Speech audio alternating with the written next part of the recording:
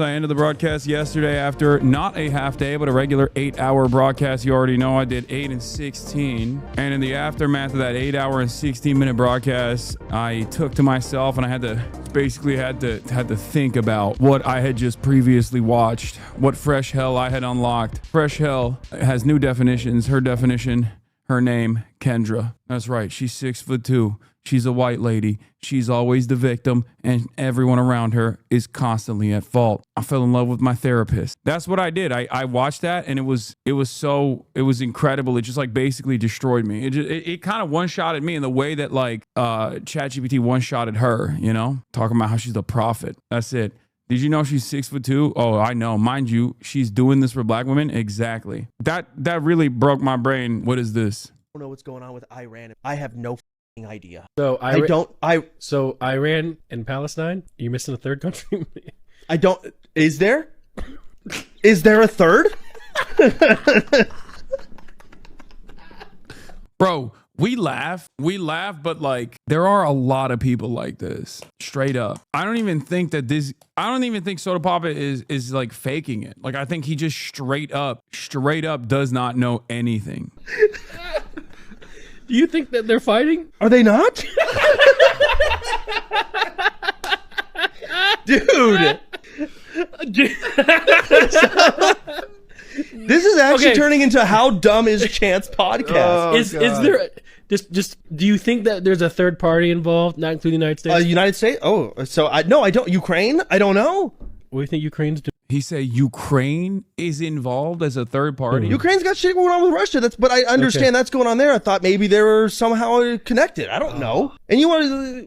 We need them to come teach us. It's crazy because like this dude has a college degree. Okay, this dude has a college education. Like think about that. The reason why it's good to have to see these kinds of conversations is because this is basically not that different from like briefly tuning in and watching the Taylor Swift interaction that was taking place yesterday. Like sometimes you got to go and see what like the other side lives like. Okay. And when I say the other side, I don't mean like Republicans or whatever. I'm talking just general, normal civilians in society. Okay. Because a lot of us are laser focused on every single thing that is going on in the world. And I think especially in the feedback loop that we create in a community like this one, we end up assuming that the average person is maybe just as locked in and has either the opposing ideology or the opposing opinions and they're bad and evil and wrong. We just rarely factor in complete ignorance, okay? Complete lack of interest. Now,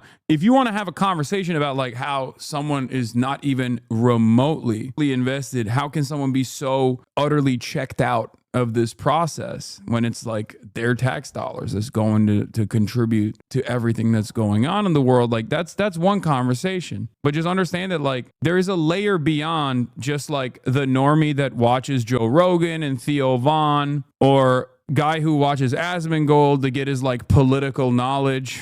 Sounds kind of stupid to say, but there are people like that.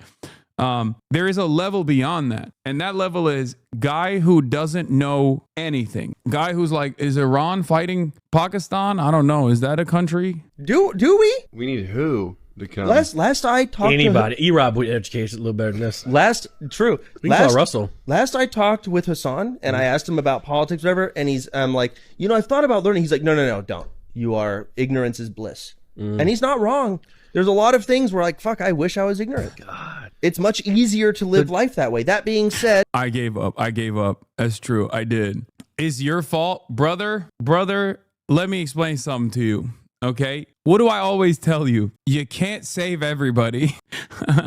Okay. Famous Hasanabi head TikToker cooking on real recession indicators. Forget bald people. The best indicator of a recession is now gooners. Walk with me. Recently, what form of entertainment has been overrun by gooner graphics? Video games. And who are video games targeted toward? People who have a lot of free time, aka unemployed people. And if unemployed people are Newsom is live, gang, just a heads up. Dude, I don't care.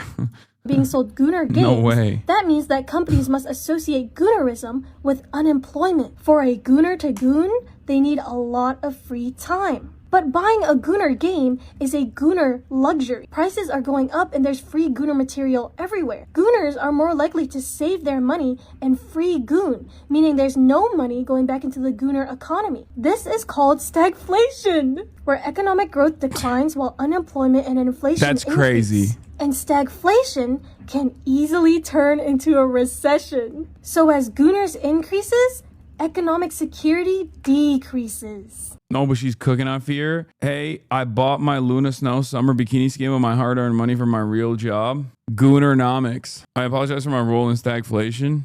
We all play a part. Chatter. It is what it is. Zoomers are buying less games. The gamer recession is coming. As a professional gooner, she's right. Gen Z are not buying new games anymore. Millennials are driving the gaming industry. Yeah, bro. How is Gen Z supposed to buy new video games?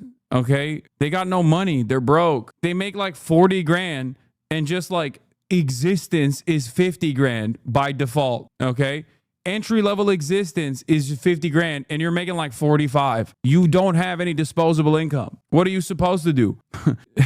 Day in the life of Gen Z. Wake up, gotta go work at Starbucks in my barista shift because it's the only job that was available that would give me healthcare and would potentially pay my $750,000 student loan debt that I'm gonna have to pay with interest by the time I get to like 58 years old. Okay, so you work at Starbucks as a barista, you're barely making ends meet. Every single dollar that you generate from your Starbucks salary goes directly back to facilitating a lifestyle for your piece of shit landlord who is never going to fix your AC, never going to fix your refrigerator, and also who knows if he one day decides to just like evict you out of the property so they can drive up the rents even harder or potentially do a reskin on the entire complex. Where's the Zoomer? Where does the Zoomer have the disposable income to be able to fucking purchase gooning skins, you know? He's got nothing.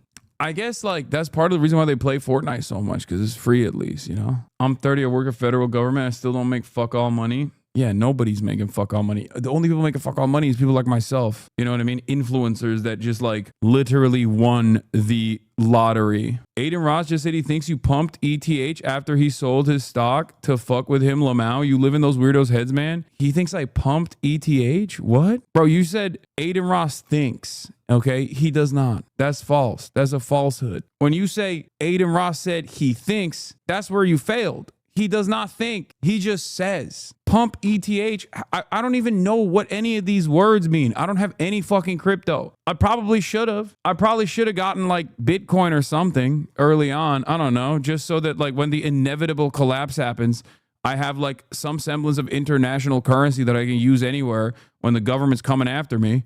That is like maybe a little less traceable, right? But I don't. I didn't do it, and I still have yet to do it. So I don't know shit about cryptocurrency. I don't fuck with any shit coins. I don't do any of that stuff. I have been anti-crypto from the jump. BTC Maxi identified. Yeah. I think he was also saying you were begging for a kick contract when they started, which is the most brain-dead revision of events I've ever heard. That's so funny. That didn't even make it to my side of the universe. So I think like immediately people were like, I think you're lying. Normally, when he just like makes up a fucking idiotic claim like that, if there's at least a little bit of weight to it, if people are motivated enough to believe some dumb shit like that, it'll make its way through the internet and will inevitably arrive in front of me somehow. This one had not made it my way, which means that by the time he said it, even members of his own community were like, yeah, I don't think that's real, man.